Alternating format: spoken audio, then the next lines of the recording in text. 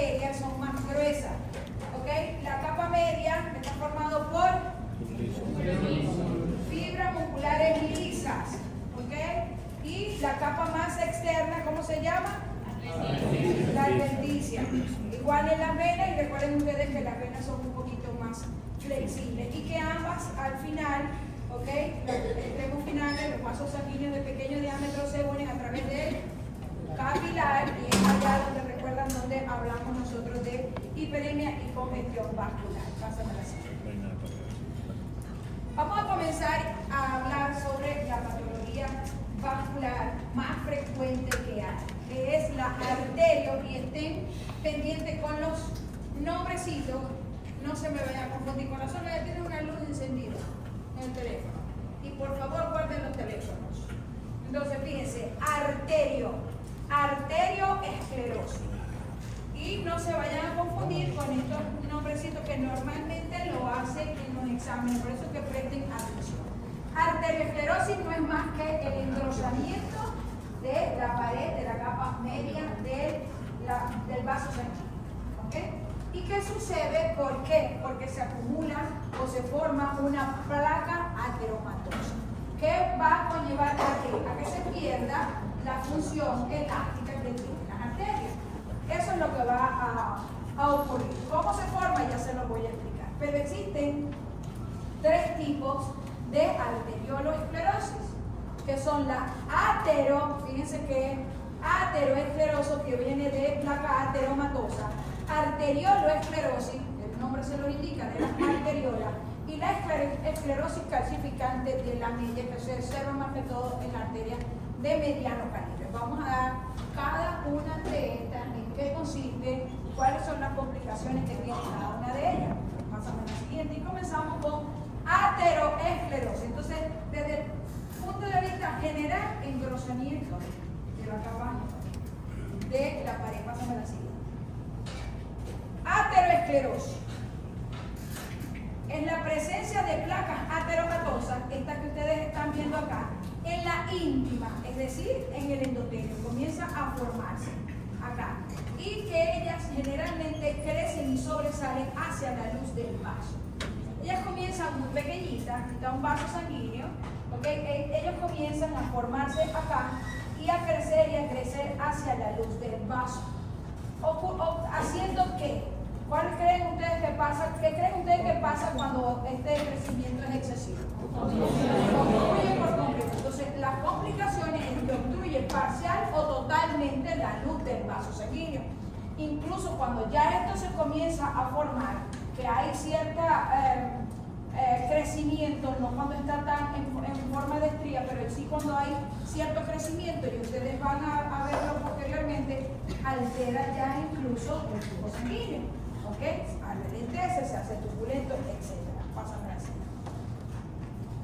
La placa ateromatosa, entonces, como les dije, crece de la íntima hacia adentro.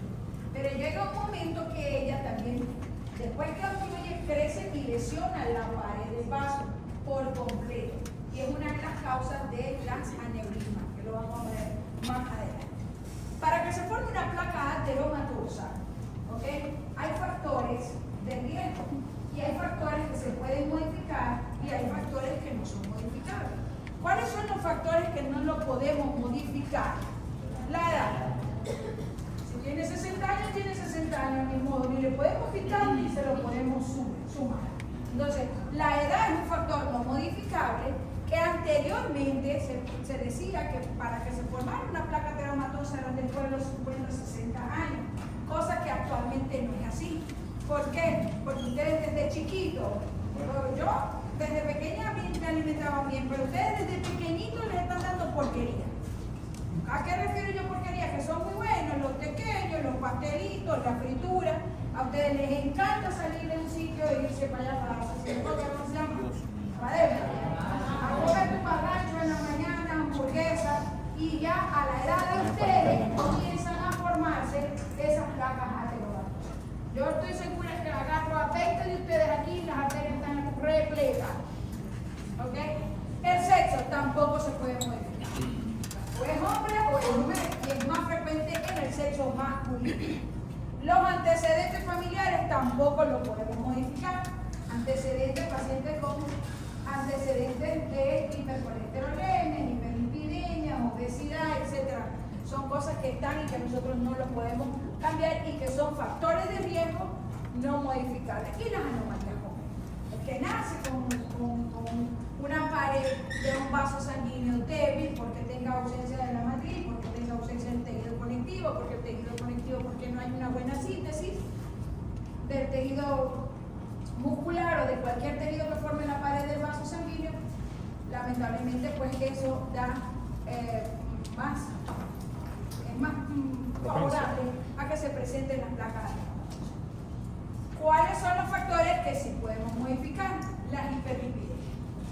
De paciente obeso, que tiene una ingesta súper elevada de comidas copiosas en grasa, lípido, pues con tratamiento, con ejercicio, ¿ok? Eso lo podemos modificar. La hipertensión arterial también la podemos modificar con el tratamiento, el cigarrillo con dejar plasmato suficiente y la diabetes también. Al tratarla es otro factor de riesgo, pero igual se puede tratar. No quiere decir que porque la persona fume cigarrillo, porque la persona deje de ingerir líquidos, ¿ok? No solamente hay personas que dicen, ya va, yo sí como mucha grasa, ¿ok? Yo fumo, pero hago ejercicio. Eso no es el ejercicio, no le quita la pared de la grasa, ya eso es otra cosa. Pásame la siguiente. ¿Está claro? Sí. Ahora bien, pilas con esto, que me encanta preguntarlo. Pilas con esto. Y esto está en un libro, lo que yo les explico acá. Por eso es que tienen que venir para la clase. Y es importante, mis hijos, préstenle atención al dibujito. Porque simplemente con prestarle atención al dibujito es muy fácil de entender. Ya ustedes vieron la inflamación, ¿ok? Ya vieron estos temas que son básicos para entender. Fíjense, esta es una arteria normal, ¿ok? Aquí está la túnica interna. Ven que esto es un epitelio revestido por un epitelio plano simple. La túnica media, que es la capa muscular, y la adventicia o la capa externa, túnica externa. ¿Qué pasa ante un paciente que tiene factores modificables y factores no modificables de lo que estamos viendo allí? ¿Ok? El paciente que es obeso, que come mucha grasa, que no hace ejercicio, que es hipertenso, que es masculino, que tiene 50 años, todos esos factores. Lo tiene una persona que tiene un vaso sanguíneo que está normal.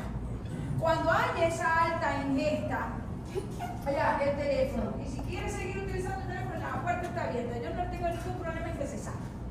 Eso a mí me distrae, verlos pegados a los teléfonos. Eso a mí me distrae. El Instagram es sabroso, a mí también me gusta usarlo, pero ya, cuando hay momento para hacerlo. Entonces, cuando se tiene esta alta ingesta, comienzan a llegar en esta etapa, que es la etapa inicial, comienzan a llegar los lípidos acá, ¿ok? Comienzan a llegar aquí. ¿Qué pasa con el endotelio? Esto es un proceso inflamatorio. Algo está viniendo a lesionar, ¿ok? Entonces, ellos comienzan a llegar y las células endoteliales reaccionan. El epitelio plano simple que está acá reacciona. Ellas comienzan a pegarse. Eso es lo que sucede en la primera etapa. Desde el punto de vista macroscópico, lo único que se va a ver en la cara interna de una arteria es un punto amarillo, un puntito amarillo. Esa es la única característica macroscópica. Que desde el punto de vista microscópico, si yo les pregunto en la etapa inicial, en la etapa 1 de la formación de la placa ateromatosa, ¿qué es lo que vamos a ver? Los lípidos allí acumulados, ¿ok? Y formando un proceso inflamatorio. Desde el punto de vista clínico no tiene mayor repercusión, porque lo único que hay todavía es un punto. Ahora bien, sigue avanzando y seguimos comiendo grasa y seguimos con todos estos factores, no le damos un parado a esto. Fíjense cómo el lípido, se separan las células epiteliales. Recuerden que hay una membrana entre una célula plana y la otra célula plana, hay un espacio, ¿ok? Por allí comienzan y se forma un proceso inflamatorio, por allí comienzan a pasar los lípidos, hasta que llega un momento que, fíjense le queda por encima de los lípidos. ¿Lo están viendo? Sí. Aquí está el epitelio, fíjense que aquí todavía están los lípidos por encima del epitelio plano. Aquí ya comienzan a meterse hacia la capa muscular. Y fíjense esta fibra muscular acá y esta fibra aquí y esta aquí, que se comienzan a desprender. Se comienzan a desprender de acá y fíjense, aquí ya va formándose la placa.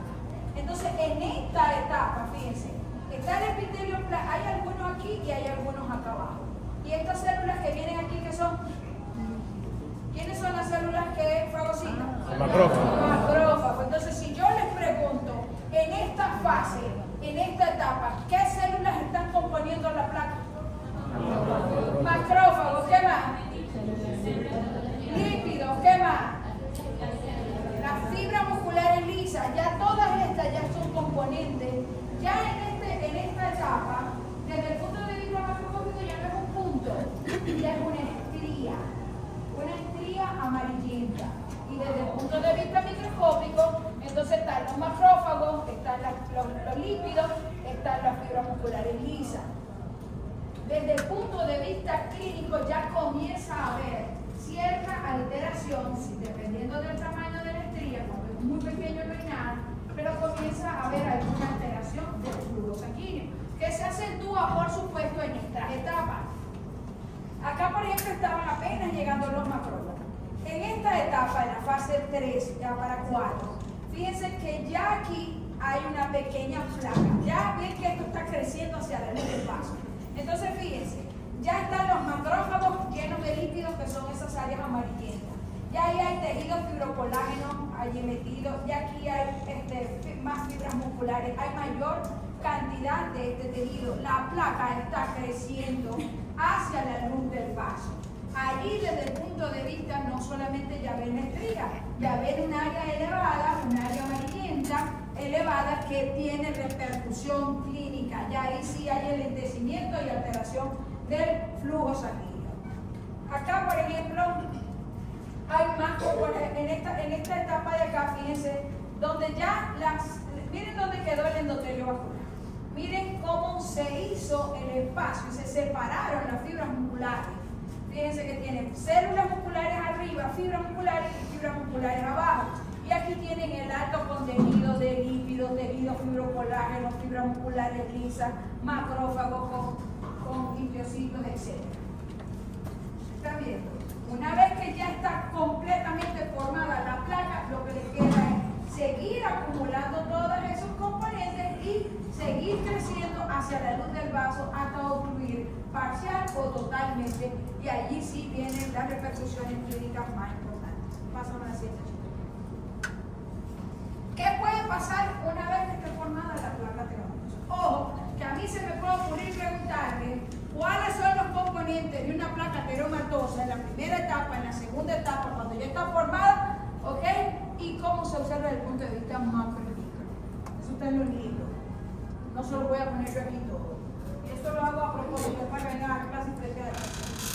Entonces, fíjense, un vaso sanguíneo normal. Usted en inglés, usted habla todo inglés.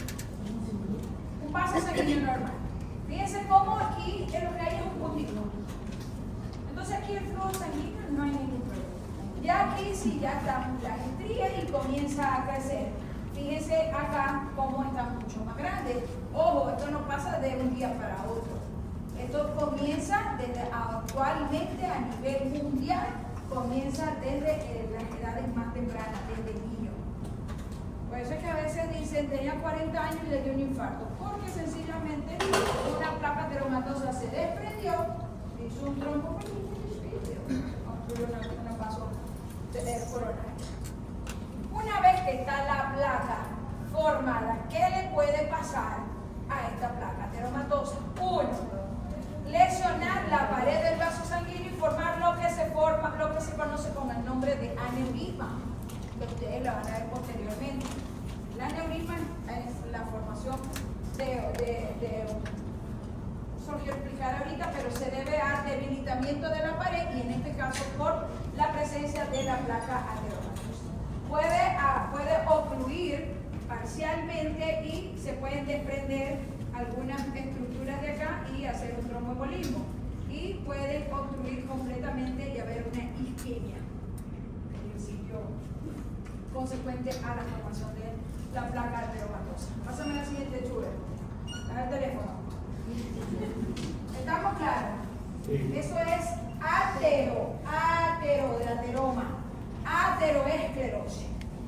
Vamos a continuar con arterioloesclerosis. El nombre lo dice, es una enfermedad, pero una patología también que ocurre en el vaso sanguíneo, pero en los más pequeñitos.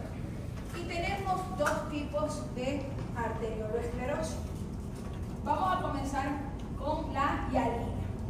Hay un engrosamiento. Recuerden que cuando comenzamos a hablar de arterioloesclerosis hablamos de que eso era un engrosamiento. Ya así bien sea tanto de la arteriosclerosis como de la esclerosis calcificante tenemos que ver moderadamente. Entonces, hay un engrosamiento que es de color hialino, es homogéneo, perdón, es hialino, material hialino, es homogéneo y se observa de color rosado. Así se observa desde el punto de vista macroscópico. Hay una sobrecarga hemodinámica prolongada, el nombre lo está diciendo porque es un engrosamiento que ocurre a nivel de los pequeños vasos. Ya para eso, si recuerdan fisiología cardiovascular, ¿sí? No me lo puedo explicar aquí porque entonces sí la damos en 10 clases. Estos son los casos típicos de los pacientes diabéticos. Los pacientes diabéticos, cuando ya tienen mucho tiempo con la diabetes, ellos hacen lo que se conoce con el nombre de microangiopatía diabética. A nivel de los miembros inferiores, es muy típico reconocerlo, ellos tienen una insuficiencia vascular periférica, generalmente a nivel de los miembros inferiores, y a ellos se les torna la piel como azulada, como si fuese cianótica, pero realmente no es cianótica, es un color azulado. ¿No han visto nunca los miembros inferiores de una persona basada diabética? Bueno, estos pacientes con microangiopatía diabética lo que tienen es una arteriosclerosis hialina. ¿Ok? Hay esa acumulación de material hialino en la pared de los vasos sanguíneos de los pequeñitos de las arterias. Y está íntimamente relacionada con la nefroesclerosis. ¿Ok? Es muy frecuente en los pacientes diabéticos, en los pacientes hipertensos, ocurre ese engrosamiento de los vasos renales. Pásame la siguiente. La hiperplásica, ¿ok? La arterioloesclerosis hiperplásica. También engrosamiento de los pequeños vasos, pero esta es en forma de láminas concéntricas. Por supuesto, estrella la luz. Disminuye el grosor de la luz, la amplitud de la luz. En la hialina, cuando uno corta una arteriola de ese tamaño, que uno ve la pared del vaso, es muy pequeñita, la pared se ve muy rosadita. ¿Okay? En este caso, tiene una característica muy específica. ¿Ustedes alguno ha cortado una cebolla, todo? Sí.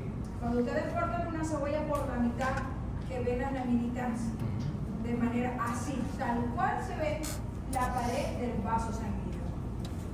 Tal cual se ve. Así en forma de láminas concéntricas. ¿Qué es lo que vamos a conseguir allí? Fibrina, fibrinoide, depósitos de fibrinoide, y hay una necrosis de la pared del vaso. ¿Qué tipo de necrosis creen ustedes que hay allí? Hay papá, yo le dije que ustedes hacen más pasado. Fibrinoide. Hay una necrosis fibrinoide. Y además de haber una necrosis fibrinoide, ¿qué otro tipo de necrosis cree que hay allí? Coagulativa.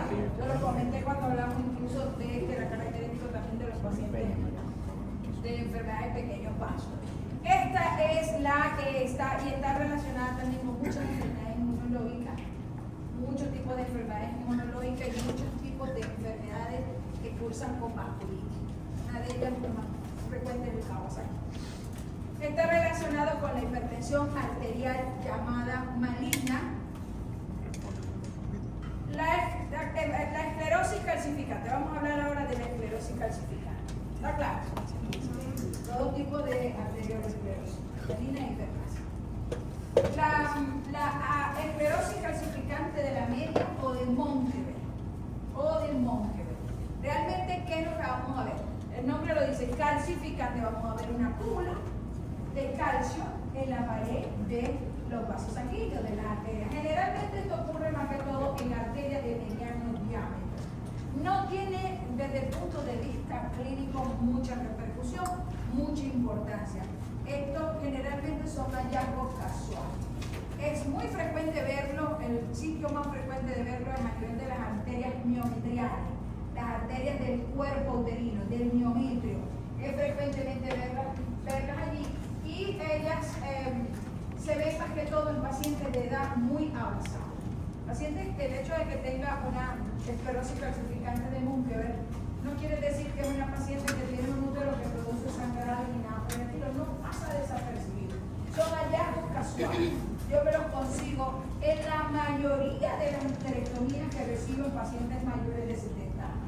Es muy característico desde el punto de vista macroscópico, cuando uno está cortando el miometrio, se parte la orilla del bisturí. Ya yo me acostumbré a cortar el miometrio con un cuchillo. Cuando tienen esa edad, porque parte la orilla del bisturí porque está calcificada la pared.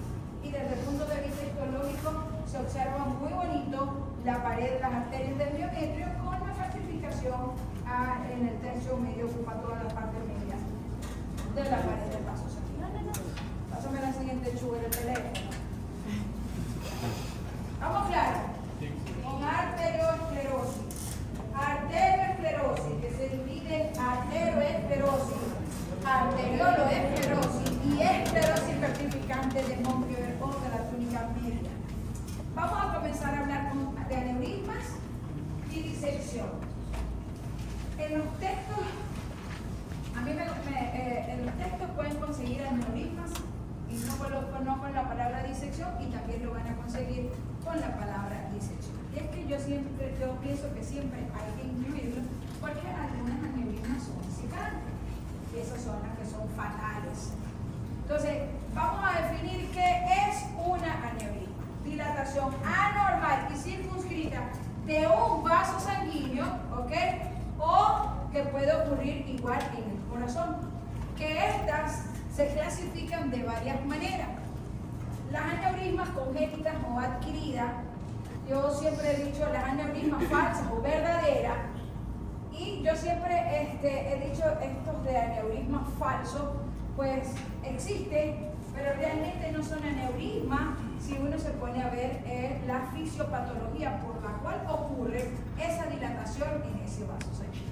Pero si recuerdan la foto que yo les coloqué ahorita, cuando hablan de aneurismas falsos, porque realmente no es un problema común que tiene la pared del vaso, una debilidad por falta de un tejido, etcétera, sino que hay una patología previa que lo está ocasionando, como por ejemplo la placa ateromatosa que debilita la pared del vaso y llega un momento que se dilata. Disección. La disección se produce cuando la sangre discurre, y siempre discurre, esto es por gravedad, de arriba hacia abajo, y va disecando la pared del vaso sanguíneo. Eso es fatal, eso es mortal. Si no se diagnostica en cuestiones de minutos, eso es mortal. Hay un paciente, un ginecólogo de la clínica Paraíso, que se murió. Llegó con un dolor, y comenzó a morir sin potencia, y la hemoglobina para abajo, y tengo un dolor, y primero dolor en el tórax, después sentí el dolor en el abdomen, etc. Un ginecólogo muy querido en la clínica, y resulta que cuando vamos a abrirlo, porque no, era un aneurisma disecante de la aorta, comenzó a descender y ya estaba como con el abdomen, se terminó de romper y falleció con un choque cobólico. Después yo lo llamó el celular, no puedo ver. Ok, fíjense. También se clasifican según su forma. Esto es un vaso sanguíneo, ¿no? Aquí van a ver aneurismas que tienen la dilatación de una sola de las paredes y la otra pared está normal. ¿Ok? Van a ver aneurismas que tienen dilatación de ambas paredes. Y de allí el nombre de sacular, ¿ok? O fusiforme. De allí el nombre, cuando tienen dilatación de una o de ambas paredes. Esto es un aneurisma verdadero. Hay una dilatación por algunos de los mecanismos que yo les voy a explicar más adelante. Ahora, fíjense, cuando existe cualquier patología, ¿ok? Y lo que hace que, por ejemplo, en este caso de acumulación de sangre fuera del vaso sanguíneo, que puede ser, por ejemplo, este es el caso del aneurisma disecante, que hay cualquier debilidad o cualquier fragilidad solamente en un pequeño área y no está la pared del vaso dilatada, no está. Entonces, ¿qué es lo que pasa? Que hay extravasación, puede ser por cualquier lesioncita en el endotelio, etcétera. Hay una extravasación, hay salida del contenido hemático hacia la pared y comienza a disminuir la sangre, a disecar la sangre. Fíjense, nunca va a ser ascendente, siempre es descendente, eso es por gravedad, ¿ya? Nunca van a ver que la sangre corre hacia arriba y va a ir al encéfalo, no, es hacia abajo, ¿ya? Va disecando la pared del vaso y se va colocando entre las capas, en este caso la capa muscular. Va disecando, por eso es que hay pérdida de sangre, la hemoglobina baja y el paciente termina mucho hipovolémico y llega un momento que se rompe. Pero se llama aneurisma falso porque realmente no está la dilatación de la pared del vaso, como sucede acá. Pásame la siguiente. Doctor, lo pregunto. Entonces, el aneurisma verdadero es porque existe una dilatación congénita de la pared del vaso. O adquirida, ya vamos a ver cuáles son las mujeres. O sea que la dilatación es lo que separa la verdadera de la correcta. ¿Por qué aparece un aneurisma? Es lo que vamos a hablar ahorita acá. Uno, porque hay alteración en la morfología o en el funcionamiento del tejido conectivo de la pared del vaso. ¿Ok? Un mal funcionamiento de la pared del vaso sanguíneo, del tejido conectivo. En este caso, a ver, ¿tienen los dos? Músculo, fibrocolágeno, una alteración en ese tejido, ¿ok? Puede ocurrir un aneurisma. Ese mal funcionamiento o esa alteración en la morfología puedes nacer con ella. Puedes nacer con ella. De hecho, los congénitos los más frecuentes son los del polígono de Willy. Ahora, ¿por qué puede haber un mal funcionamiento o por qué puede haber una alteración del tejido conectivo? Uno, la calidad intrínseca del tejido conectivo es deficiente. Mira, aquí está muy clarito los tres mecanismos. Desequilibrio entre la síntesis y la degradación del colágeno por algún proceso inflamatorio. Puede ocurrir valvulopatía, por cualquier proceso inflamatorio, incluso una endocarditis. ¿Okay? Cualquier proceso inflamatorio en enfermedades inmunológicas, estas las más extrañas, que están todos los chinos, los japoneses y todas tienen nombre de japoneses en su mayoría. Entonces, cuando hay un proceso inflamatorio, se puede producir una deficiencia de, en este caso ya no es tanto de la morfología, sino de la función del pared de vasos sanguíneos. Recuerden que ellos pierden esa capacidad de dilatación, de relajación, de contracción, precisamente porque la pared, los componentes de la pared del vaso sanguíneo, algo pasa en ellos. O porque haya un debilitamiento de la pared por desaparición de fibras musculares lisas o porque haya una síntesis insuficiente de la matriz extracelular. Hay pacientes que tienen patologías musculares de estas que están asociadas con la esclerosis atrófica, todas este tipo de patologías, no solamente con esta, cualquier patología donde se disminuye, donde haya atrofia del tejido muscular, puede ocurrir en cualquier vaso sanguíneo y puede formarse una neumonía. Entonces, estos son los tres mecanismos por el cual la pared del vaso sanguíneo se dilata y es lo que forman los verdaderos aneurismas verdaderos. Lo hacen así.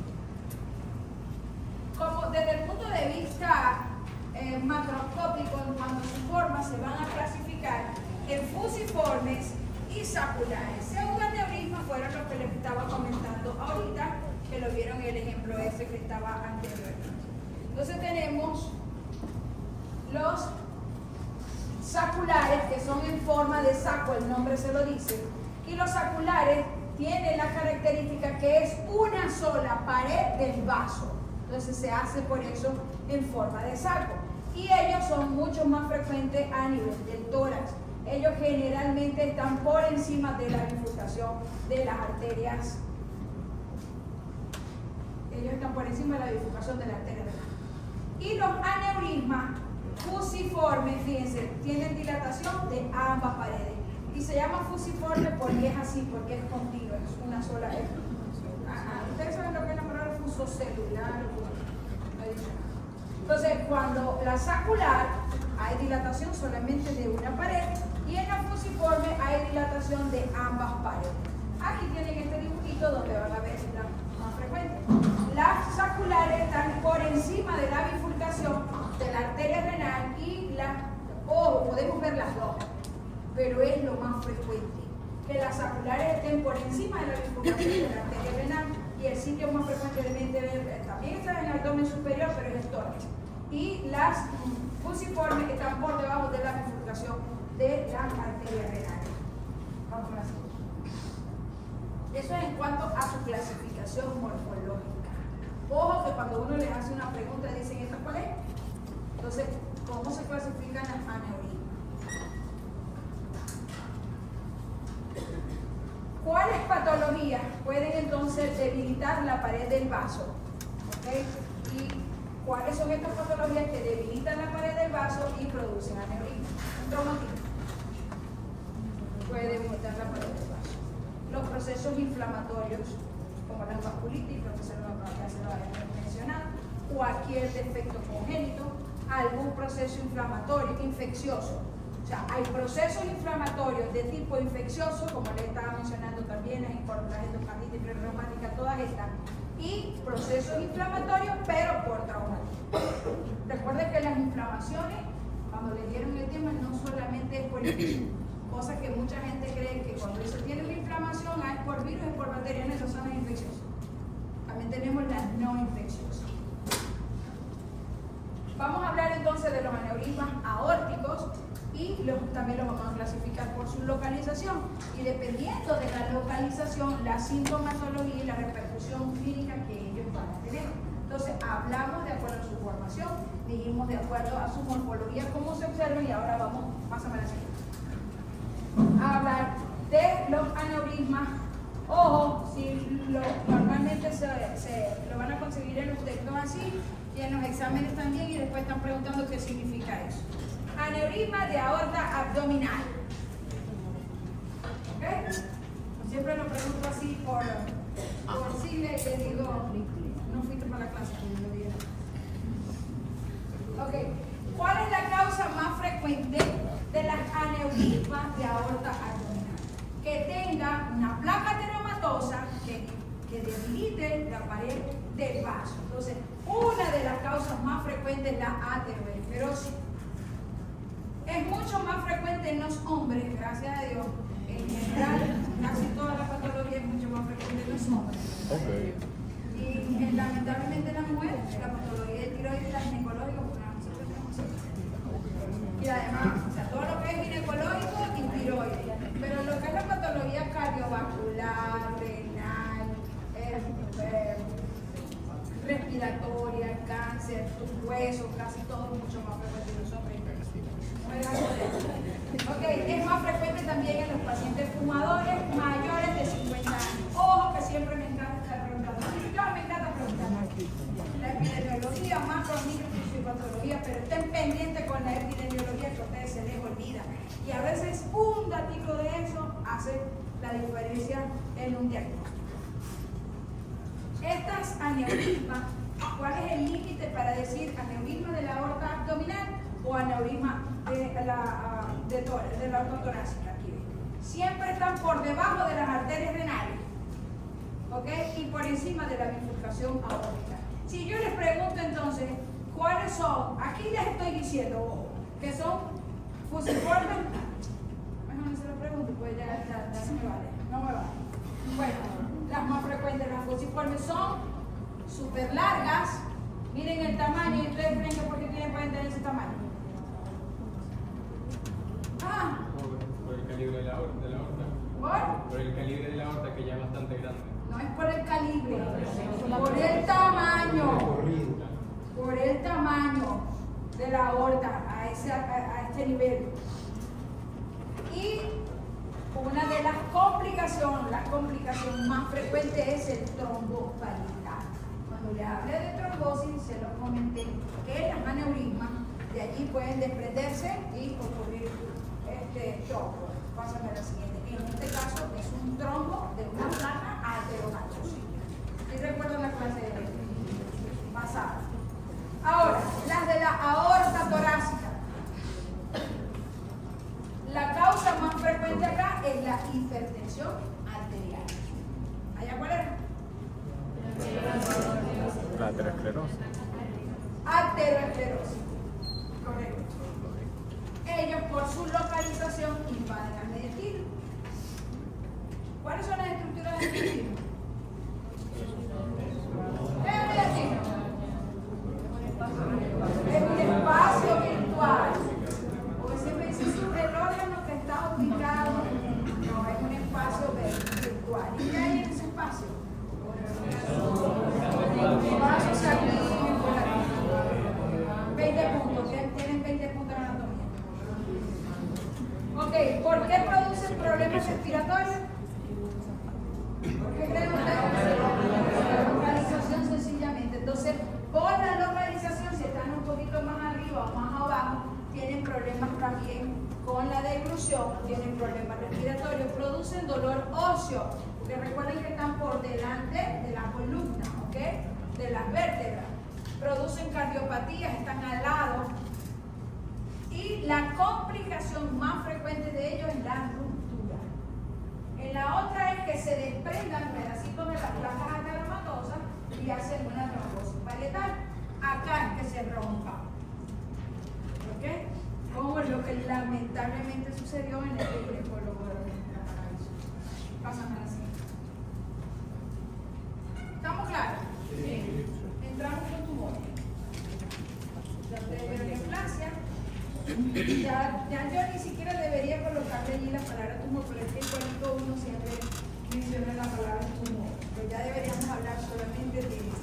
O, ahí se lo traje, pero a propósito. ¿Nadie me está grabando, no? ¿O sí me están grabando? Ha prohibido. Se los voy simplemente a mencionar ahí. Yo se los voy a explicar todavía. Yo para que vean para clase. Neoplasias vasculares no es lo mismo que decir neoplasias cardíacas. Una cosa son los tumores, una neoplasia que ocurren en los vasos sanguíneos y otras son las del corazón. ¿Vale? Ok. Son todas las que le ocurren a los vasos sanguíneos y linfáticos que van desde benignos hasta malignos. Los más frecuentes son los benignos. Además de que se originan del endotelio que recurre a los vasos sanguíneos, también se pueden originar del tejido. Es por esto que yo siempre les digo que si ustedes saben y recuerdan y repasan y estudian nuevamente la histología, pueden mencionar 10, 15, 20, 25. Cuando yo les digo, ¿qué se te ocurre que puedan hacer allí? Pueden hacer un tumor de cualquier tejido que lo constituya desde el punto de vista histológico. De cualquier tejido. Y por eso que tienen que recordar histología, que a la mayoría no les gusta. Es una de las materias más bonitas de la carrera. Entonces, son más frecuentes las benignas. Sube el teléfono. Son más frecuentes las benignas. Y vamos a comenzar entonces dentro de la neoplasia benigna, los hemangiomas, los linfangiomas y el tumor clónico. Si ustedes se van a otros textos, como Ackerman, que ya son más específicos para mastólogos, van a conseguir 100. Yo les traigo aquí lo que es más frecuente y a ustedes les conviene que yo les traiga menos de esto. Y en cada uno de ellos tienen que estudiarse la edad de presentación, el sexo más frecuente, ya se lo dije que en su mayoría son hombres, las características macroscópicas y las características microscópicas de cada uno de ellos. Es por eso que yo siempre les dije, aquí comienza lo bueno. ¿Ok? Aprovechen y salgan bien el primero, porque el segundo no es nada fácil. Ojo, no es que hacemos las preguntas malintencionadas. Primero yo sí pregunto. No, yo sí soy sincera, yo no le voy a preguntar, nómbrame los hemangiomas. No. Yo me voy con casos clínicos y cuestiones de lo que me muevan las neuronas.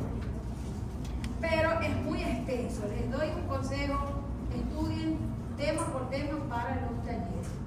Estudienlo para que cuando lleguen al parcial ya lleven una morena porque es una locura la cantidad de dinero que van a dar. Pásame a la siguiente. Vamos a hablar, de los hemangiomas. Entonces, los hemangiomas es la neoplasia más frecuente que nace de todo lo que les voy a mencionar allí. ¿Por qué? Porque la neoplasia, en los tumores de los vasos tenemos los benignos, los de grado intermedio de malignidad y los de alto grado de malignidad. Dentro de los benignos tenemos estos tres. Los hemangiomas son los más frecuentes. Los hemangiomas son lesiones que se observan sobre todo, más que todo, más frecuentes en piel y mucosa, porque también se puede ver también la dermis, se puede ver abajo, la dermis en parte de la piel, en el tejido subcutáneo, en el tejido adiposo, en cualquier órgano se puede ver un hemangioma, pero lo más frecuente es verlo en la piel. Los hemangiomas son muy, yo me los pongo a examinar ahorita toditos los cuchillos. Los hemangiomas son muy frecuentes y uno nace con ellos, ¿ok? Nacen desde muy pequeñitos con ellos. A ustedes han visto nenes que van a visitar y es muy frecuente verlo entre los ambos ojos. Y eso es un hemangioma y le dicen mancha vascular. Mi hija mayor nació con y eso con el tiempo, así les dice, no sé qué, de ángel, que eso es buena suerte, mancha vascular. Eso es un hemangioma, solo es que ese es muy superficial, la cantidad de vasos que los forman son mucho menos y con el tiempo va desapareciendo, pero, o sea, no es que desaparece, perdón, se aclara un poco, pero no desaparece. Nada más desaparece si lo quita un cirujano, de resto ya está. Los hemangiomas son mucho más frecuentes en los niñitos. En los niñitos son muy frecuentes los nenes y el sitio más frecuente es cabeza y cuello. Es el sitio más frecuente en ellos. No, a mí este nene yo lo he pasado una fotografía de esto. Desde el punto de vista macroscópico, ahora sí tienen que aplicar las características malignas de malignidad y las características de benignidad de una neoplasia que se las dieron en el problema de neoplasia. Macroscópicamente, las neoplasias benignas que tienen. A ver si se acuerdan del tema. Ay, papá. Ahí se acuerdan. Si son benignas, son bien delimitadas. Son bien delimitadas, tienen bordes lisos, en su mayoría tienen una cápsula, cosa que no sucede con los hemangiomas, eso más que todo con los tumores intraparenquimatosos, etc. ¿Ok? No tienen necrosis y hemorragia, esas son características de lesiones de tipo benigna. Son muy a lo contrario de lo maligno y yo se lo voy a demostrar acá. Y desde el punto de vista microscópico, ¿qué es lo que creen ustedes que hay? Si es una neoplasia vascular, vasos sanguíneos. Hay numerosos vasos sanguíneos, hay una proliferación, hay un aumento. Porque ¿qué es una neoplasia? Es el crecimiento anormal y no controlado de un tejido que se va multiplicando, las células aquí se va multiplicando y multiplicando los vasitos. Entonces hay muchos vasos sanguíneos. ¿Okay? Ahora bien, los hemangiomas se clasifican a su vez en hemangiomas capilares y hemangiomas cavernosos. Los hemangiomas capilares son cuando los vasos sanguíneos que proliferan son pequeñitos. Son muy pequeñitos. Y los hemangiomas cavernosos es cuando los vasos sanguíneos que proliferan son de gran diámetro. En la piel podemos verlos ambos, capilares o cavernosos. Pero en los órganos intraparenquimatosos, por ejemplo, hemangioma en el sistema nervioso, hemangioma en el hueso, un hemangioma en hígado, un hemangioma en vaso, en el útero, generalmente ellos tienden a ser más cavernosos, lo que sucede en este tipo de órganos.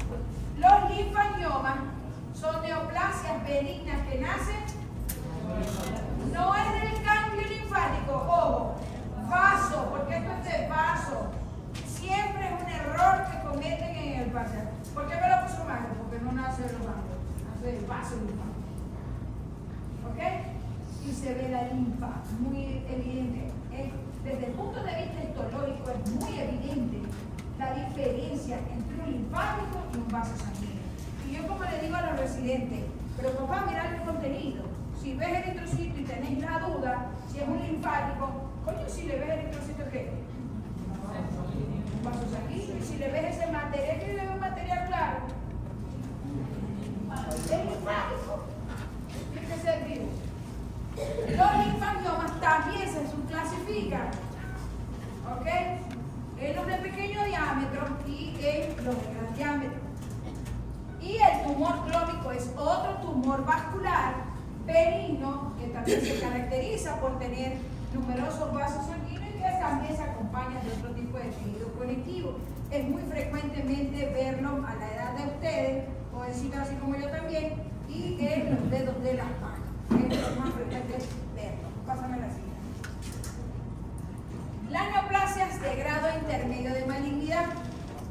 El sarcoma. Si ustedes recuerdan el tema de neoplasia, cuando le hablaron de la palabra sarcoma, ya les está diciendo que es una neoplasia maligna que viene de dónde? Del mesénquima, ¿ok? Y entonces allí tenemos el sarcoma de Kaposi y el hemangioendotelioma. Y ustedes dirán, pero ahora, la doctora está diciendo que nace del endotelio y del tejido conectivo del vaso sanguíneo, ¿ok? Y el sarcoma de Kaposi es una lesión muy característica de los pacientes HIV positivos. Una lesión en piel con características de malignidad y el paciente tiene SIDA o es HIV positivo, puede ser HIV positivo y no tener SIDA. Es una de las lesiones más frecuentes del sarcoma de Kaposi. Y el hemangioendotelioma tiene alteración tanto del tejido conectivo como del endotelio. También es de grado intermedio de malignidad, es más frecuente en hombres, gracias a Dios, pero es poco frecuente. Las neoplasias malignas, los angiosarcomas, ¿ok? Tumores malignos del tejido conectivo o neoplasias malignas del tejido conectivo del vaso sanguíneo. Y el hemangiopericitoma, ¿sí recuerdan los pericitos? ¿Quién sabe lo que es un pericito? ¿Cuántos tienen la arena? Ahí tiene el punto, ¿no? No, chico, acá. Aquí un poquito de agua. Es porque además de proliferan, además del endotelio, proliferan también los pericitos. Es muy poco frecuente, pero es de pronóstico muy malo. Pásame la siguiente. Allí tienen entonces, esta es la que les estaba comentando ahorita. Algunos le dicen que si la flordera, que si la manchera, que si la mancha no sé qué, o sea, tienen muchas zonas aquí. Entonces, fíjense, estas lesiones, si ustedes se pueden, son hemangiomas, fíjense, tienen una superficie externa lisa, o sea, aquí no ven ninguna característica de malignidad. Algunas veces, cuando los bebés se rascan, se pasan la uñita, se pueden erosionar y ulcerar ese tejido, entonces piensan que tiene características de malignidad porque hay fibrina, después hay necrosis, pero es por manipulación más que por características en sí de la neoplasia. Pásame a la siguiente. Esta es una de las que les estoy comentando. Fíjense que si esto yo se lo veo a un adulto, digo, ya va, no puede ser una sarcoma. ¿Por qué? Por esta área ulcerada y necrosada que tiene la porción central, que es característico de las neoplasias malignas. Es característico de las neoplasias malignas. Aquí tenemos otras. Hay unas que son muy fáciles de resecar. Hay otras que se está toda la vida. ¿No han visto? No conocen ustedes. Aquí había una profesora que era buenísima, me dio clase de patología general, que ella daba en general de su cuando yo estaba en semiología, casi toda la mitad de la cara tenía un hemangioma, pero el de ella era planito, no era así sobresalido. ¿Han visto personas con esos hemangiomas en la cara? Normal. Hay casos cuando están muy pequeñitos que sí se pueden resecar bien y bien chévere, y hay otros que le hacen injertos, cosas así. Entonces, eso desde el punto de vista macroscópico. ¿Okay? Desde el punto de de vista microscópico, ¿qué creen ustedes que es esto? A ver, porque yo siempre pregunto, pero le dejo atravesado el nombre por ahí. ¿Qué tejido creen ustedes que es? ¿Ah? ¿El día por ahí? Bien, deje que se piso, ¿qué le digo? Bien. Entonces, este es la epidermis. Este es la epidermis y tal, esto que ven ustedes más fucsia, más morado, no sé cómo lo quieran ver. Esto es epitelio plano estratificado. Aquí va el melanocito. Y esto que está aquí, miren, 1, 2, 3, 4, 5, 6, 7, 8, 9, 10, 11, 12, 13, 14, 15, 16, 17, 18. Este mollejero que está aquí, son vasos sanguíneos. Y son de pequeño viaje. Se llama entonces hemangioma capilar. Esto es un hemangioma capilar. Los hemangiomas tienen una característica. Cuando uno ve una neoplasia dentro de parte de los factores pronósticos de que las neoplasias también queden completamente resectadas. Los hemangiomas tienen una característica que aun cuando ellos son neoplasias benignas, recidivan así los hayan resecado completamente. Uno puede ver tejido sano de este lado, aquí y aquí, uno dice que está completamente resecado, pero ellos pueden recidivar. Tienen esa información genética de que siguen proliferando y aumentando la cantidad de vasos. Fíjense entonces la diferencia de las características macroscópicas de una neoplasia vascular benigna, como las vieron ahorita, y de neoplasias vasculares malignas. Esto es un angiosarcoma de glándula mamaria. ¿Ok? Está en la piel, esto crece hacia adentro y hace desastre. Fíjense, macroscópicamente no es una lesión como la de ahorita, una neoplasia que tiene los bordes finos, bien delimitados, que no hay necrosis, que no hay ulceración, que no hay hemorragia, no hay, lo tiene todo bien. Son de bordes muy irregulados, elevados por aquí. Fíjense, estos negruzcos es por la hemorragia. Este tiene áreas de necrosis. Miren la irregularidad de esto. Está en el cuero cabelludo y se ve hacia dónde se va yendo. Hacia la frente y se lleva ojo, nariz, todo. Entonces lo lleva todo. Son de muy mal pronóstico los angiosarcomas. Donde esté. ¿Ok? Además de la piel, yo los he visto en hígado, en hueso, son fatales. El pronóstico es malísimo. Tienen, lo bueno es que son sensibles a alguna quimioterapia. Si no hay mutaciones y son sensibles, chévere, pero son fatales. Ellos, sobre todo porque estos angiosarcomas se ven en pacientes de edad avanzada y muchas veces no asisten al especialista, sino que creen que es cualquier que se le está comiendo la cara. Se lleva todo. Pásame lo siguiente. ¿Ven la diferencia de esto con la lámina anterior que le coloqué del hemangioma capilar? Entonces, allí tienen entonces que aplicar ustedes y sean vivos. Hay características generales, macroscópicas y microscópicas para una neoplasia benigna y para una neoplasia maligna. Y lo voy a repetir de principio a fin. Y lo pregunto de principio a fin. A ustedes se les dijo en la neoplasia benigna que los núcleos eran regulares, que eran normocromáticos, que tenían buena relación núcleo-citoplasma, que no hay un índice importante de necrosis, de mitosis, de hemorragia. Aquí todo hemorragia. Aquí todo hemorragia. Ojo, en cada uno de los tipos de neoplasia que vamos a ver hay ciertas características. Pero fíjense ustedes, esta célula, miren esta mitosis que bonita. Esto es una mitosis, hay otra. Fíjense ustedes la célula. Los núcleos son grandes, ¿están viendo? Son irregulares. Estos son vesiculosos, lo que se conoce como el nombre de vesiculoso. Aquí hay uno que es hipercromático. Esto casi no tiene citoplasma. Tienen nucleolo. Esto que está aquí son nucleolos. No se crean que esta es la célula, este es solamente el núcleo y tienen nucleolos prominentes. Fíjense la hemorragia que tiene. Fíjense que esto está completamente desorganizado.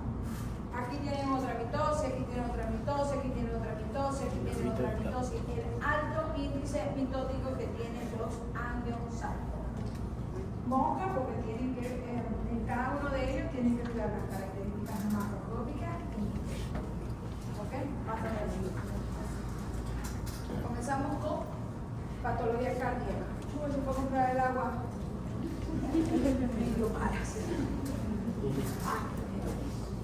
Recordamos, así a por el pájaro rapidito. Corazón, 4 cavidades, 2 aurículas, 2 ventrículos, derecho, izquierdo. Recuerdan perfecto, ok. 4 válvulas, porque vamos a ver todas las valvulopatías, las aurículas ventriculares, la pulmonar y la aórtica.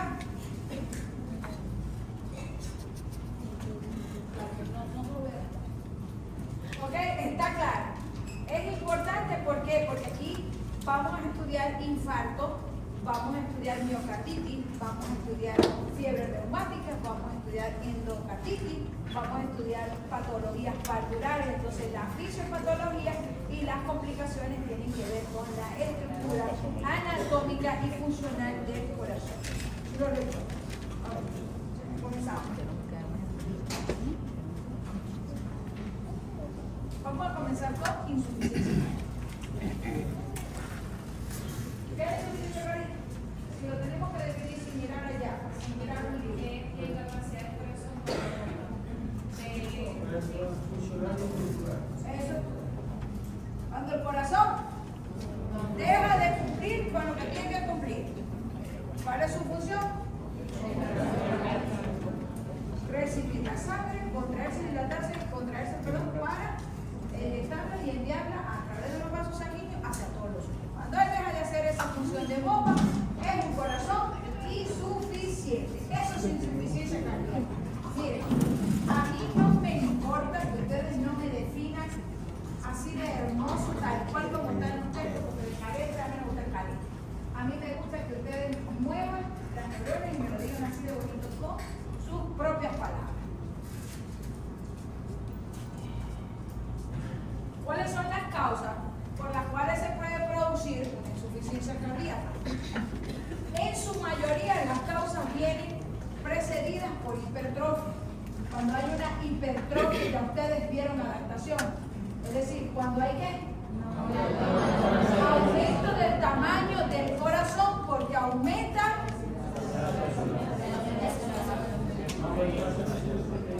la síntesis de proteína. ¿Por qué?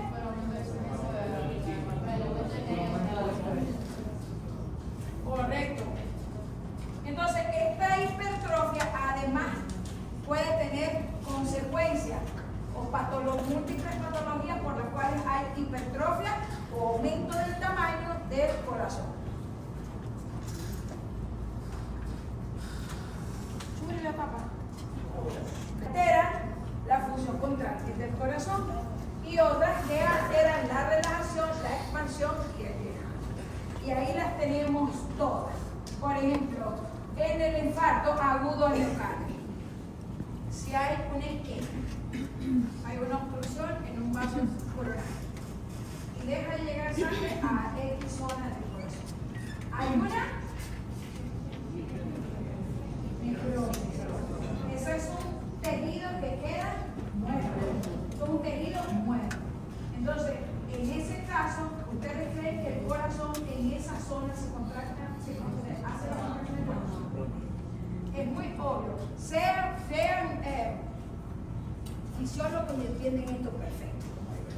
Entonces, en las cardiopatías isquémicas, en el infarto, cuando hay cualquier sobrecarga de presión, por ejemplo en la hipertensión arterial, en las miocardiopatías dilatadas, ya la miocardiopatía la van a ver después, eso se lo voy a explicar posteriormente, cuando nos alcance el tiempo aquí. ¿Y cuáles son las múltiples patologías que producen, por ejemplo, que haya alteración en la relajación, que no se pueda relajar, que no se pueda expandir y llenar? Por ejemplo, la hipertrofia del ventrículo izquierdo por hipertensión arterial, la fibrosis del músculo cardíaco. Hay una fibrosis, hay una proliferación de tejido fibroconectivo en el músculo, pues tampoco se puede relajar, no se puede expandir. Es muy frecuente esto en algunas enfermedades inmunológicas, por ejemplo la esclerodermia Los pacientes con esclerosalgia. Sí. ¿Ok? Los pacientes, es así, lamentablemente es más frecuente en nosotros. La esclerodermia. Estos pacientes fallecen por fibrosis. Ellos fallecen por fibrosis pulmonar, hacen fibrosis renal, hacen fibrosis cardíaca, y en los hombres, cuando sucede, que eso no sucede en las mujeres, produce fibrosis en el pene. ¿Ok? Eso sí no es una causa de muerte, es una causa de muerte pero sexual. No causa de muerte. Sí, porque prolifera el tejido fibrocolágeno e impide la erección. Esas son las 4 complicaciones que ocurren en el hombre y en la mujer por supuesto. También, por ejemplo, enfermedades en las amiloidosis, ¿ok? Puede ser causa también de una insuficiencia cardíaca. Y las causas de la pericarditis, más que todo, que son posteriores a infarto o a cirugía, que son las que ocurren de este tipo. Pásame la siguiente, sube, por favor. Ahora bien, vamos a hablar de la morfología. Vamos aquí, sí. Características macroscópicas y características microscópicas en todos aquellos órganos que tienen alguna alteración por falla de la repercusión del flujo sanguíneo. Es decir, que vamos acá a estudiar las características macro y micro de la insuficiencia cardíaca en el corazón, en el pulmón, en el hígado, en el encéfalo, en el riñón, etc.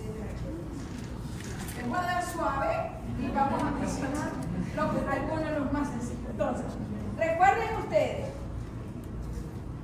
que hay en el corazón que dijimos ahorita que estaba hipertrófico, estaba aumentado de tamaño.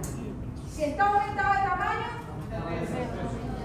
entonces macroscópicamente, ustedes no ven que todos dicen todo, uno cuando te dicen cardiología, ¿cómo te hace el corazón? Uno dice que hay cardiomecánica, ¿verdad? Y en la rayos X hay cardiomecánica. Entonces, macroscópicamente en la insuficiencia cardíaca hay aumento de peso y de tamaño del corazón. Es sencillo, si ustedes van entendiendo, lo van a sacar. ¿Cómo están las cámaras? Dilatadas, grandes, ¿ok? Están dilatadas. Y existen cambios microscópicos de hipertrofia, porque dijimos que había aumento del tamaño de la fibra muscular, por aumento de la síntesis de proteína, aumento del tamaño del corazón, las cavidades se dilatan. Pero a nivel de la pared, sobre todo de la pared del ventrículo izquierdo, es donde más se observa la hipertrofia. La hipertrofia nosotros la medimos. Hasta me llamaron y le dijeron, la hipertrofia la medimos. ¿Sabes cómo tiene normalmente la pared? El ventrículo. Ustedes como una anatomía. Acá viene la pared de la del derecho. La gran pava, ¿quién es preparador de anatomía? Chuba, ¿vos te acordás?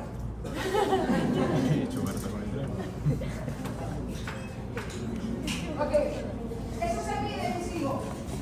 Normalmente en las mujeres puede ser 0.8 centímetros, hablamos de hipertrofia. Siempre en las mujeres un poquito menos. A ver, ¿qué haya tirado pegar ahí? A ver, siempre. Pueden llegar a 2 centímetros. Ok. Insuficiencia del corazón ligero. Entonces, fíjense, características macro y micro. Hay más. Se las leen ustedes, para eso que se las tengo acá. Pero eso es lo más principal. Insuficiencia del corazón izquierdo. Habíamos hablado de las causas.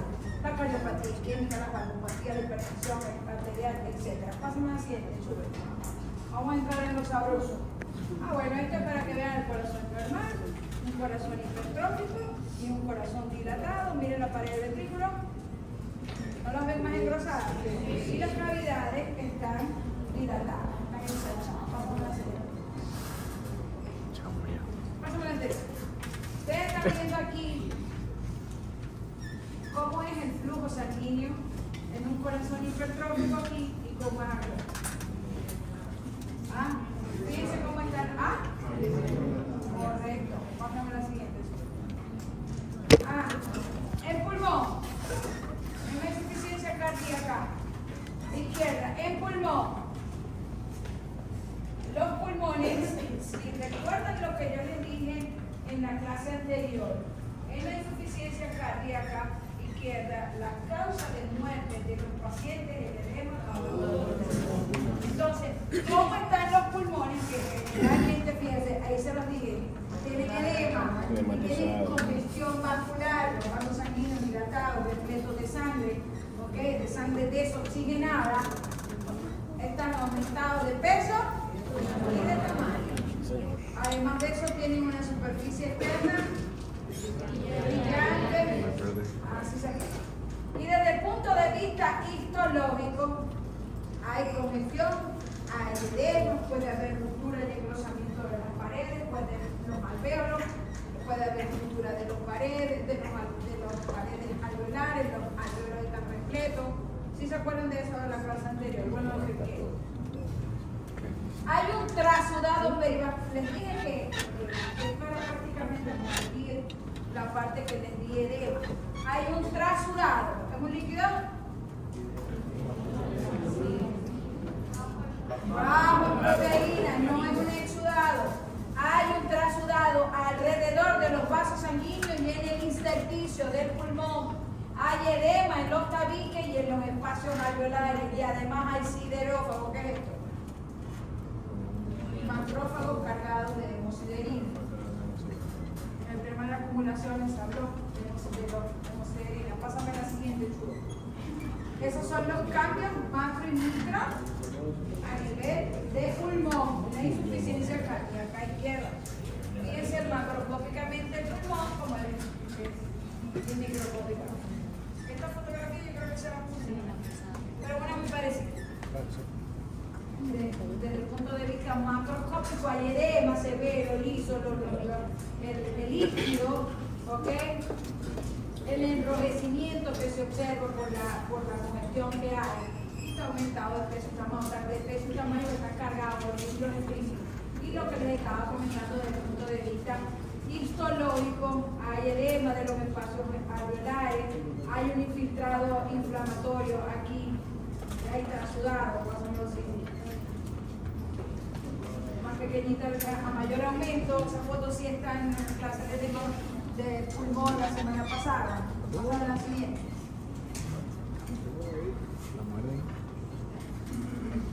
¿Qué es eso? ¿Cómo saben que es un riñón? Aparte de que lo dice aparte de que allí dice el riñón. A ver, ¿quién identifica? A ver. ¿Esto es un glomérulo? ¿Y estos qué son? Túbulo. Ok. Es el veterinario, chamo. A nivel renal, desde el punto de vista macroscópico, ¿qué creen ustedes que hay? Eso no te gustó así.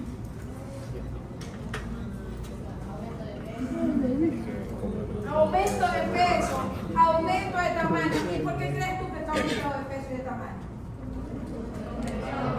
Porque hay edema renal, porque hay congestión. Es lo mismo que pasa en todos los órganos.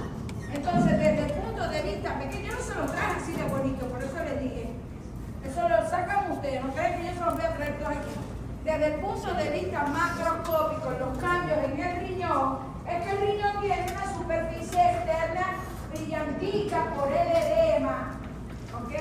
El órgano se hace más opaco, está aumentado de peso, está aumentado de tamaño, y desde el punto de vista microscópico hay edema, hay congestión, ven los vasos sanguíneos, incluso en algunos casos puede haber extravasación eritrocitaria.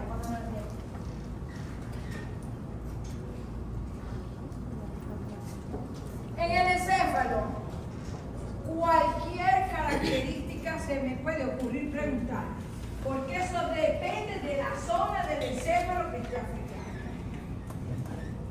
Si el corazón está insuficiente y a donde envía más sangre, la sintomatología es a la zona frontal, hay un tipo de consecuencias. Si es a la área temporal, y a la región occipital, pero yo no soy tan mala así, de verdad, no soy tan mala así. Pero bueno, desde el punto de vista general, ¿cómo están los vasos Dilatado, hay congestión, también hay edema, tiene que ser inteligible.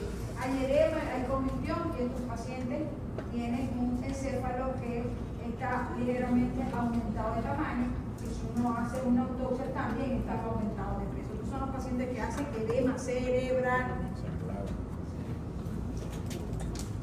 Y desde el punto de vista microscópico también lo vamos a conseguir, los vasitos del edema y la congestión, y depende de la clínica, depende de la localización. Pásame la siguiente. Cuando la insuficiencia ya el corazón derecho solamente, porque ustedes saben que si pregunto congestiva es todo. Si pregunto congestiva, ustedes tienen que hablar de todo. ¿Vale? Si pregunto derecho, se van entonces solamente a los órganos que repercuten. A ver, ¿cuál es la causa? Vamos a poner. Vamos a poner. Lo dejo al final. Vale. Lo vamos a dejar a claro. Vamos a hablar de hipertensión pulmonar. Ok. Hígado. Recuerden ustedes que el hígado es el que más sufre consecuencias cuando la insuficiencia cardíaca es derecha. ¿Qué tiene? Aumento de peso y tamaño. ¿Por qué? Porque hay edema, porque hay congestión, pero además de esto, acá, bueno, déjame explicarle esto acá. En el hígado, esta congestión, lo vamos a ver, siempre he dicho, ¿para qué colocarle pasiva si la congestión es pasiva? ¿Okay? Pero se le llama congestión pasiva porque muchos lo asocian a la coloración que se le observa ahí. Esto es lo que se conoce con el nombre de hígado enmasmocado. Es un hígado que tiene una coloración pardo amarillenta. Por eso se llama hígado enmasmocado. Generalmente hay una necrosis centrolobular. ¿Sí se acuerdan de la histología? De los espacios de la triada y de los espacios portales. Y además de esto, una de las consecuencias es la fibrosis, que se conoce con el nombre de una fibrosis, que no es más que la proliferación del tejido fibroconectivo que separa a los hepatocitos en lóbulos. Entonces el corazón está más pesado, pero tiende a estar más bien. Y dependiendo del tamaño de los lóbulos, la clasificación que va a hacer. Pásame la siguiente. Aquí tienen la coloración, se ve de esta manera. Es como un pardo amarillento. ¿Qué les dicen de ese color? Hay unos uniformes. Yo tengo unos muy parecidos a ese color, el pardo amarillento. ¿Saben cuál es? Ah, sí, tal vez, tal cual. Por eso que se llama así. Desde el punto de vista microscópico, miren la marcada congestión vascular que hay. También, la foto que yo les ponía dentro de lo el riñón, congestión y edema también, con aumento de peso, tamaño, etc. En el encéfalo igual, hay hipoxia y el encéfalo está edematoso, también van a ver la misma congestión. En los espacios pleurales hipercárdicos hay acumulación de líquido. ¿De qué tipo de líquido? En los tejidos subcutáneos hay edema. ¿Y ese líquido edematoso de qué tipo? Recuerden que nosotros podemos ver edema en los procesos inflamatorios de edema de este tipo. ¿Okay? Cuando siempre que sea edema y es muy confundido con los resultados del proceso inflamatorio. Pásame a la siguiente, Chu.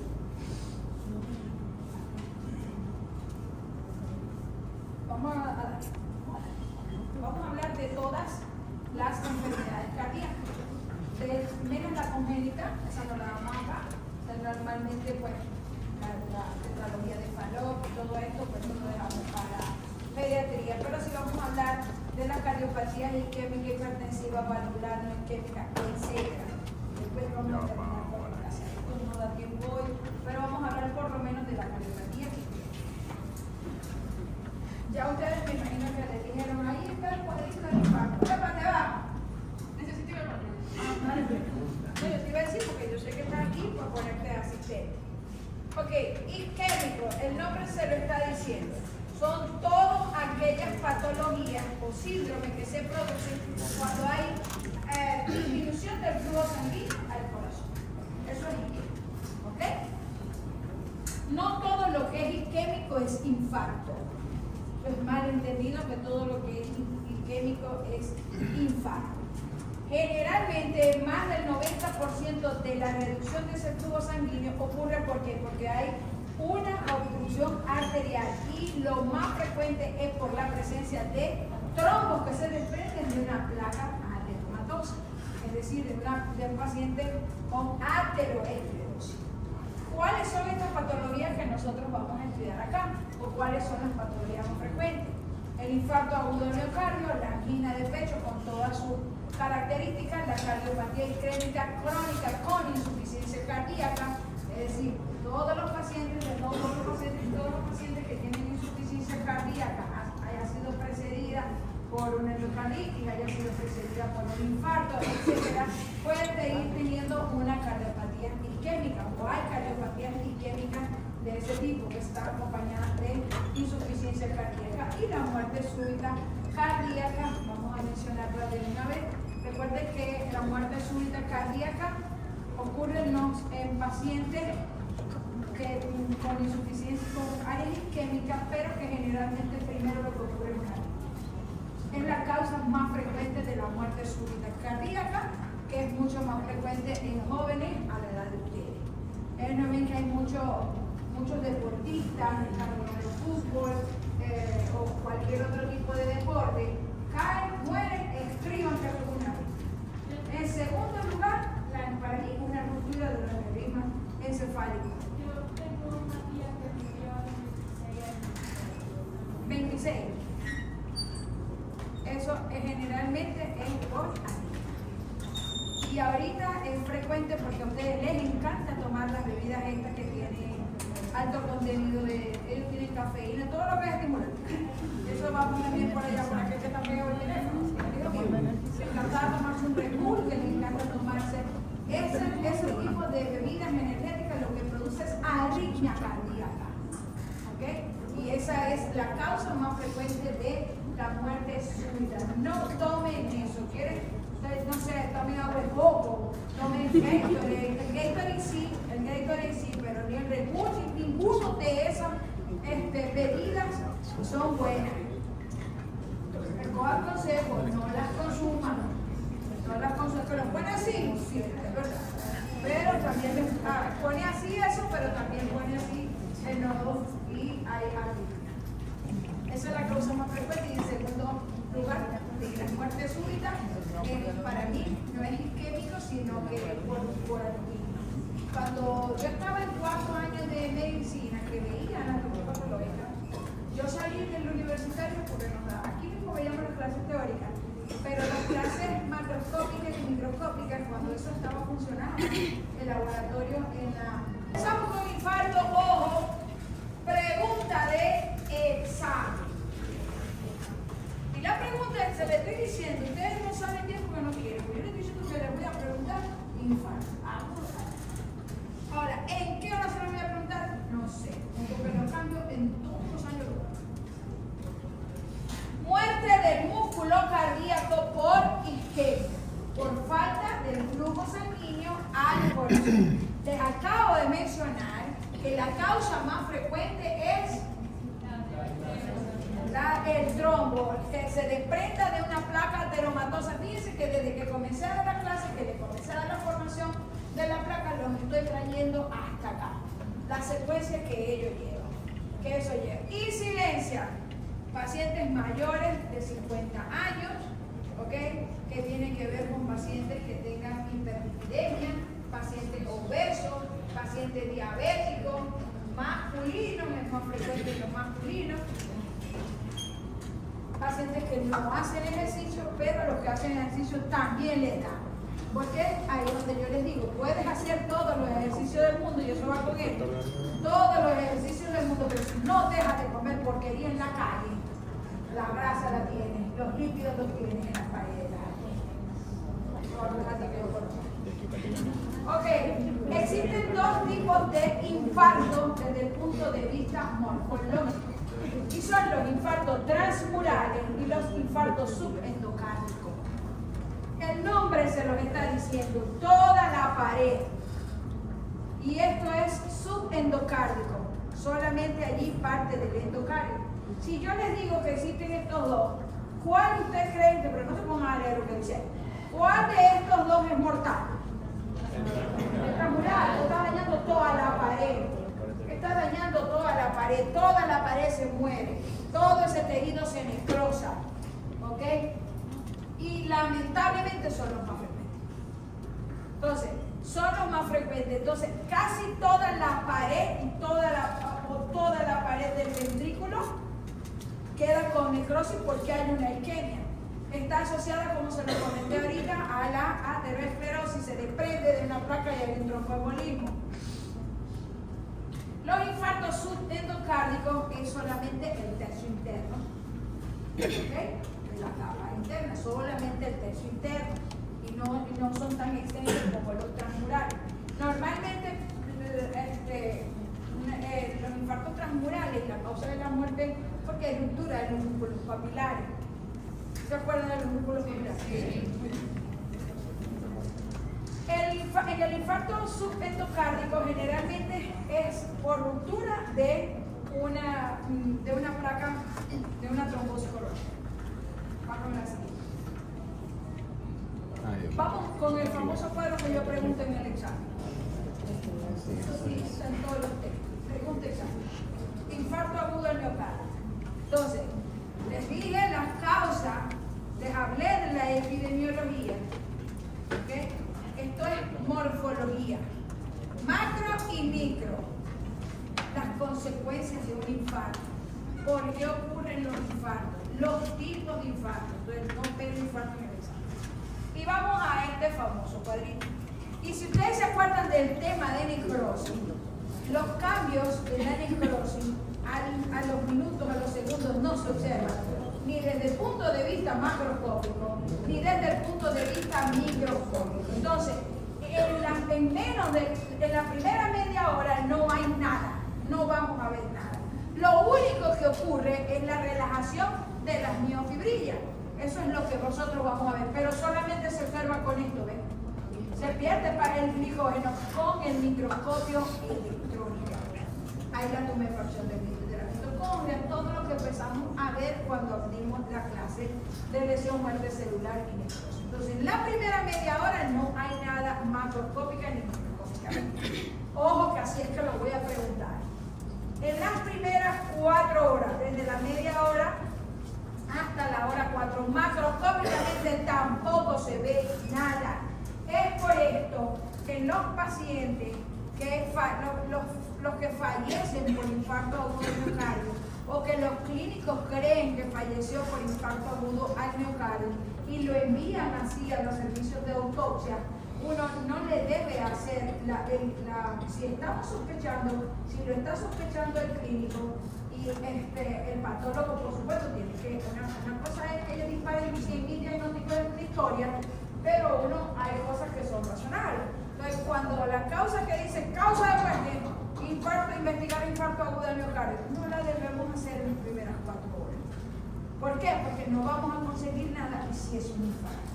O sea, puede ser un infarto, pero en las primeras 4 horas macroscópicamente no vamos a conseguir nada. Desde el punto de vista microscópico, hasta la hora 4 hay ondulación de las fibras. ¿Ok? Ondulación de las fibras.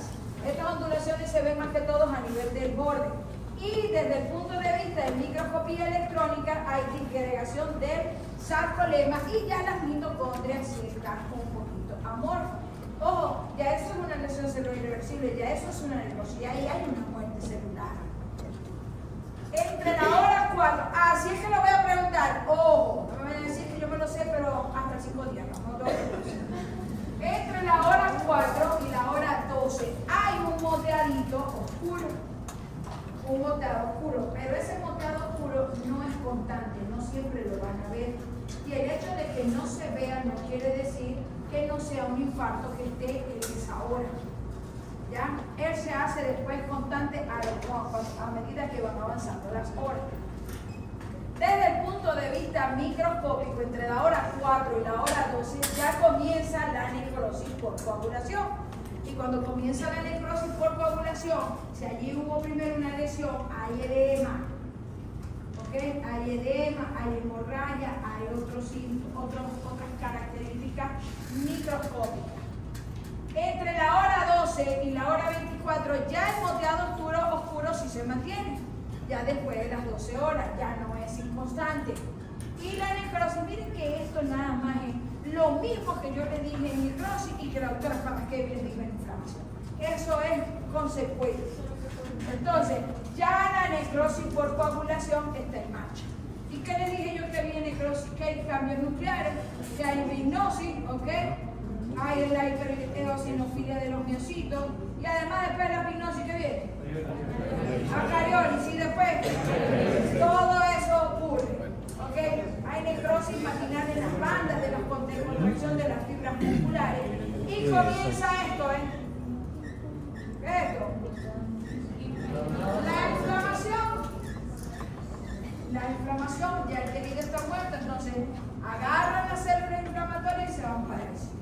Recuerden que cuando yo les dije muerte celular y les hablé de necrosis y apoptosis, les dije toda necrosis se acompaña de inflamación. Es un tejido muerto, ¿ok? Y ahí comienzan a ir entonces las células inflamatorias, que son nuestras células del sistema inmunológico. Dicen, ya va, yo voy para allá a defender. Por eso es que se ven aquí, que no van a atender las bellas para igual, necrosado. Entre la hora 1, el primer y tercer día, y fíjate que estamos en el primer día. Entre el día 1 y el día 3 está el moteado oscuro, pero ahora el centro se hace amarillo. Eso es consecuencia del proceso inflamatorio. Ya se hace amarillito. ¿Y qué sucede? Ya la necrosis está instalada, la necrosis coagulativa, recuerden por qué es coagulativa, ya van desapareciendo los núcleos. ¿Cómo se llama eso? Ariólisis, hay estría, hay infiltrado intersticial, infiltrado inflamatorio, ¿ok? De un proceso inflamatorio agudo que son los polinucleares neutrófilos, ¿ok? Entre el día 3 y el día 7 y siguen avanzando los días. Es por esto, y no se creen que, ay, que los patólogos son súper inteligentes, eso es una receta posible. Cuando uno ve esta característica, dice que este paciente tiene 3, 4 días infartados. Igual que cuando uno ve un corazón con un infarto y digo, a este paciente hace tiempo le dio un infarto, cuando ya yo veo la cicatriz.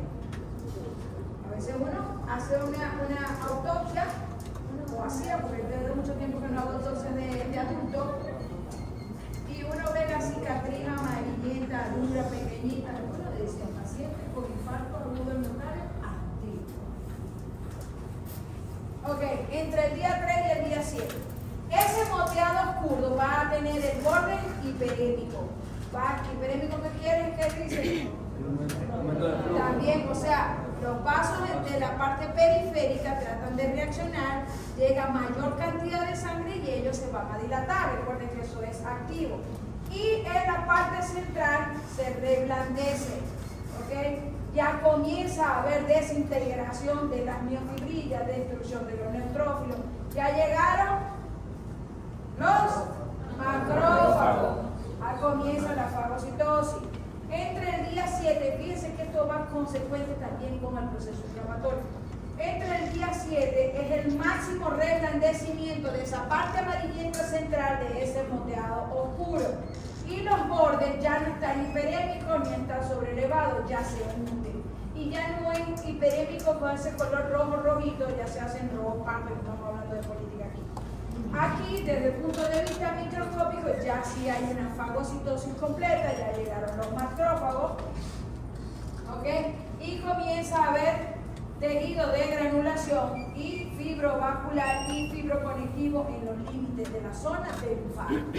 Entre el día 10 y el día 14, ya pasando una semana, hasta la segunda semana, los bordes del infarto hundidos ahora son grisáceos. Hay tejido de granulación. Ven que esto es consecuencia. O sea, todo es como va pasando el proceso inflamatorio. Ya hay un tejido de granulación. hay nuevos vasos sanguíneos, hay depósito de colágeno. Entre la semana 2 y la octava semana, segunda y octava semana, comienza ya una cicatriz. Entonces ya eso es primero blanquecino, amarillento, después blanquecino, hay la máxima proliferación del tejido conectivo, eso es duro, eso es firme, eso es una vulgar cicatriz como ustedes ven en cualquier parte. Ya cuando uno ve esto, uno dice paciente con más. Ya la cicatriz completa comienza entre la semana 2 y la semana 8 y ya después de los 2 meses ya la cicatriz está completa. Por eso que todas las cicatrices, ustedes no se han tocado, nunca se han cortado. Yo tengo como 200 tengo una por aquí.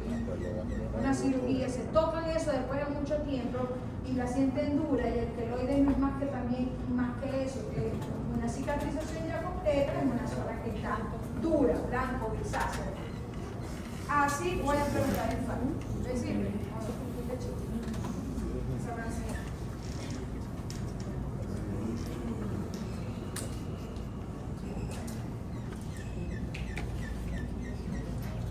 ¿Esto qué es? Esto es un corte transversal del corazón, específicamente de un ventículo. ¿Y esto que está aquí? ¿Ah? Una zona de infarto. Esto es en fresco. Miren, y según la clasificación que yo le di ahorita en cuanto a la localización de qué tipo de infarto creo que tengo. Subendocardio. Ustedes lo están viendo, este es el endocardio, este es el miocardio y esto es allá afuera. Entonces miren, es solamente 1/3 de la cara interna de la pared, en este caso del ventrículo. Es por esto que estos no son tan mortales. ¿Ok? Si la gente sobrevive normalmente a este tipo de infarto, no se produce ruptura de los músculos papilares. Pásame la mano. ¿Y ya ven? Ya aquí sí está la pieza fijada en formol, que ya estaba en fresco. Miren la diferencia entre un infarto transmural y un infarto subendocardio. Estos son mortales y lamentablemente son los más frecuentes. Acá para que vean más microscópicamente, fíjense cómo comienza a observarse en la zona del infarto y esto macroscópicamente se observa como un moteadito y así va avanzando. Aquí comienzan a llegar las células inflamatorias y fíjense todo. Yo sé que ustedes lo que ven ahí son puntos negros y áreas rosadas, ¿cierto? ¿No lo ven? Bueno, estas áreas rosaditas que ustedes están viendo acá, ¿qué se le ocurre que es?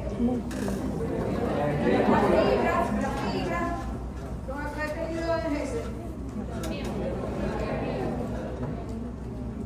Tejido muscular, estriado, cardíaco. Y todos estos puntitos que se ven que son células inflamatorias. Pásame al siguiente.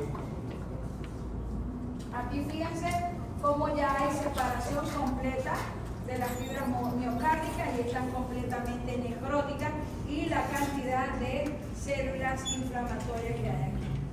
Pásame al siguiente. ¿Qué le puede pasar a un paciente que tenga un infarto agudo de miocardio? Eso lo saben ustedes. Shock cardiométrico, las arritmias. Recuerden que el infarto puede conllevar a una arritmia, pero las arritmias también pueden conllevar a un infarto. Ruptura del músculo cardíaco, la pericarditis, que es una consecuencia, sobre todo cuando el infarto es transmural, ¿ok? Que afecta el pericardio. Correcto, la membrana. Infarto ventricular derecho, la extensión del infarto, expansión del infarto, los trombos, las aneurismas, también se los comenté ahorita, disfunción de los músculos papilares y lo que les estaba diciendo ahorita. En su mayoría, los pacientes que tienen infartos transmurales, que sobreviven, terminan con una insuficiencia cardíaca completa. Pasamos a la siguiente. Continuamos con cardiopatía y no, faltan 15 minutos y 15 minutos de acabo yo. Angina de pecho. También es una isquemia cardíaca. Vamos a terminar acá. también es una isquemia. ¿Okay? Solo es una isquemia transitoria. ¿Okay? Un ictus, un ictus, son crisis paroxísticas que produce el dolor torácico o subesternal. Igual que lo produce el infarto agudo al miocardio, pero que es transitorio, que se clasifican en estables, inestables, incrementales. Lo que me interesa a mí desde el punto de vista macroscópico y microscópico. ¿Okay? Si es un ictus, si es una isquemia transitoria que ocurre en el músculo cardíaco, ¿cuáles creen ustedes que son las modificaciones macroscópicas y microscópicas en el músculo cardíaco? Hay una lesión reversible. Primero deberían haber adaptaciones. Las adaptaciones podrían ser vanitis y hipertrofia. Luego de eso se produce una lesión reversible que tiene lo de la formación de vesículas, tiene la formación de vallas de mielina, de figuras de mielina. Y luego de eso, si dejamos de colocar el estímulo nocivo, esto puede reponerse a un tejido inicial normal. ¿Creen ustedes entonces que en un paciente con angina hay moteado? ¿Hay necrosis? No. ¿Por qué? Es reversible. Eso es transitorio. Eso es lo que les estaba explicando. Es algo que es mínimo, que no produce muerte. Entonces, de manera que desde el punto de vista morfológico, macroscópica y microscópicamente no hay absolutamente nada. Es por esto que las enzimas del paciente que se esté sospechando, las enzimas cardíacas salen completamente negativas. ¿Okay? Tanto la CPK-MB como la troponina. Las troponinas se elevan generalmente en los pacientes con infarto agudo del miocardio después de las 4 horas. ¿Por qué?